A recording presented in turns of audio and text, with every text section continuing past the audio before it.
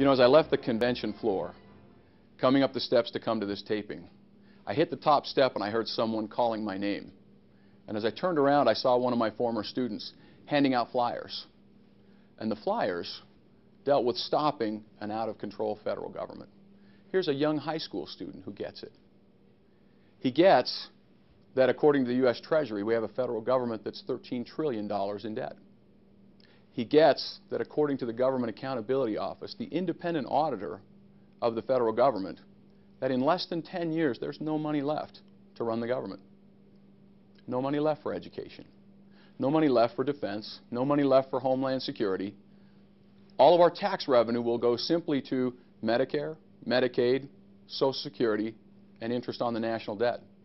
He gets that that matters to Utah because 50% of our state annual budget comes from the federal government. In the best managed state in the nation, he gets that 3% of our education budget in Utah comes from the federal government, and yet they exercise 100% veto control over what happens in the classroom.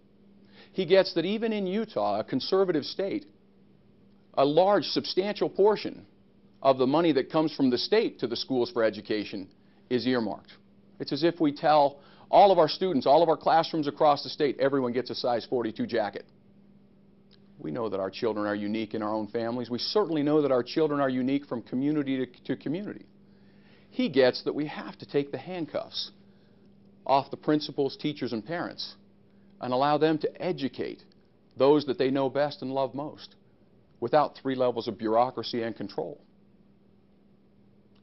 He gets that 70% of the lands in Utah are controlled by the federal government. $1 trillion in minerals are tied up, and then we wonder why we have funding problems for education in the state of Utah. He gets that we have federal mandates now that exert control over every aspect of our lives, and that unless and until we stop those federal intrusions and restore the balance of federalism in our state, that we'll have a federal government that, in the situation that it's in, will continue to exert control over every aspect of our life without funding, without opportunities, without the means to provide for the mandates that they dictate to us. He gets that we have to increase the tax base and not increase the taxes. We have to grow the economy and not grow the government. That young man gets it. I'm running because I'm the father of 4 children. I look at my children, I simply can't bear the thought of kicking that can down the road any farther.